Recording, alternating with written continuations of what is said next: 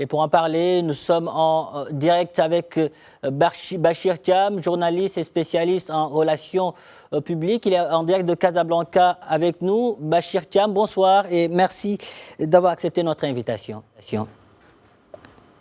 Bonsoir et merci pour l'invitation aussi, pardon. Alors, des colonnes de combattants du M23 et ses alliés sont entrés ce dimanche dans le centre de Bukavu, grande ville de l'Est de la RDC. Bachir Thiam, le M23 continue de gagner du terrain. On a comme l'impression que sur le terrain, l'armée congolaise a du mal à leur barrer la route. Oui, c'est le moins qu'on puisse dire quand même, parce que la semaine dernière, c'était déjà Goma qui est tombé dans l'escarcelle de ce mouvement, le M23, donc au mouvement du 23 mars. Ce matin, vous l'avez rappelé, c'est Bukavu qui tombe à son tour, donc c'est la capitale régionale. Ça laisse craindre quand même que c'est une avancée fulgurante. En 2 semaines, ils ont pris 2 grandes villes, dont la capitale régionale, et puis devant l'armée congolaise, donc les FARC, donc les forces armées de la République du Congo, démocratique du Congo, pardon, qui semble un peu quand même affaibli dans cette zone, en tout cas depuis quelques mois déjà. On voyait un peu l'avancée fulgurante de ce mouvement. Je ne sais pas, est-ce qu'ils ont carrément laissé faire parce qu'ils sont repliés sur d'autres régions aussi? Parce que ça avance, c'est comme ça que ça commence et ça progresse un peu vers la capitale. Ça a été menaçant comme ça il y a quelques décennies encore. On se rappelle de Kabila père. Ça avait commencé comme ça, c'était un petit mouvement qui commençait en région, province, et puis ça a avancé au fur et à mesure que les combats s'accentuaient, et puis c'est la capitale qui finit par tomber. Voilà, donc c'est la crainte. Donc l'armée, en tout cas pour le moment, semble très faible face à ce mouvement. En tout cas, dans ce contexte, Bachir Thiam, l'Union africaine met en garde contre une balkanisation de la RDC et, sans citer le Rwanda, appelle au retrait immédiat du M23 et de ses alliés. Que vous évoquez aujourd'hui ces mots du commissaire à la paix et à la sécurité de l'UA?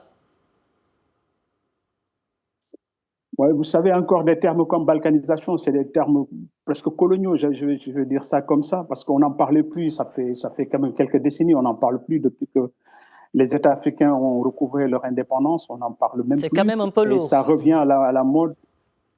Oui, justement, parce qu'après, si l'Union africaine se met à utiliser ce genre de terminologie dans la diplomatie, ça laisse craindre qu'il y a une certaine impuissance quand même non avouée vis-à-vis du Rwanda, un petit pays de par le nombre, c'est 10 millions d'habitants face à un Congo, donc à une République démocratique du Congo qui fait presque 100 millions d'habitants. C'est quand même invraisemblable devant une armée qui doit peut-être faire 5 à 6 fois les hommes du Rwanda, mais peut-être mal armés, mal formés et puis indisciplinés surtout, quoi. L'Union africaine n'a pas aussi cette force de dissuasion d'abord, ni encore force matérielle ou financière pour s'imposer. Je pense que ce genre de terminologie diplomatique laisse quand même craindre que ça va rien changer dans la situation. La preuve, le Rwanda n'est pas cité. Le Rwanda n'est pas cité. Si on cite pas vraiment le Rwanda qui soutient ouvertement le mouvement du 23 mars, parce que justement, du côté congolais aussi, il y avait le soutien de la rébellion rwandaise. Donc, je pense que c'est du coup par coup que les deux États se livrent, au fait, depuis quelques années. Ça remonte quand même à 1998, c'est différent. Bachir Thiam, cette mise en garde de l'Union africaine ne remet-elle pas en question son efficacité à résoudre aujourd'hui, vous le disiez tantôt, les conflits qui secouent notre continent? Oui, tout à fait, parce que de toute façon, l'Union africaine et ses institutions, voilà, elles ne sont ni dissuasives, ni offensives, elles peuvent rien faire. Hein. C'est que la diplomatie, pour une diplomatie respectée de tout le monde, il faut d'abord, vous l'avez dit, vous l'avez rappelé, le Rwanda n'a pas été cité dans tout ce dont on parle, alors qu'il est au cœur quand même de ce conflit.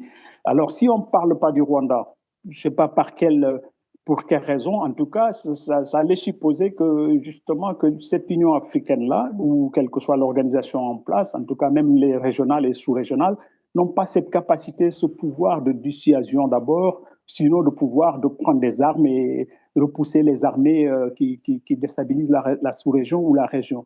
Et aussi longtemps qu'on va parler, on va tenir ce langage diplomatique en disant peut-être, bon, M23, c'est juste une rébellion qui est locale, hein, c'est une rébellion congolaise, hein, on voit pas quand même, c'est pas des gens qui viennent d'ailleurs, mais sa puissance, certainement, a été du fait du soutien du Rwanda et à un moment de l'Ouganda aussi. Voilà. Donc, tous ces pays-là autour du Congo, pour des raisons matérielles, hein, c'est juste la cité minière qui les intéresse, parce que c'est cette région minière qui fait que tout le monde est armé d'abord autour de ces mines, et que le Congo, la RDC, bon, n'a pas une forte armée du tout, elle est déstabilisée par les différents voisins, l'Ouganda et le Rwanda en l'occurrence. Et puis donc le M23 qui est armé, soutenu par ces pays-là, va aussi chercher le pouvoir comme avant, il y a 30 ans, avait fait aussi le père Kabila.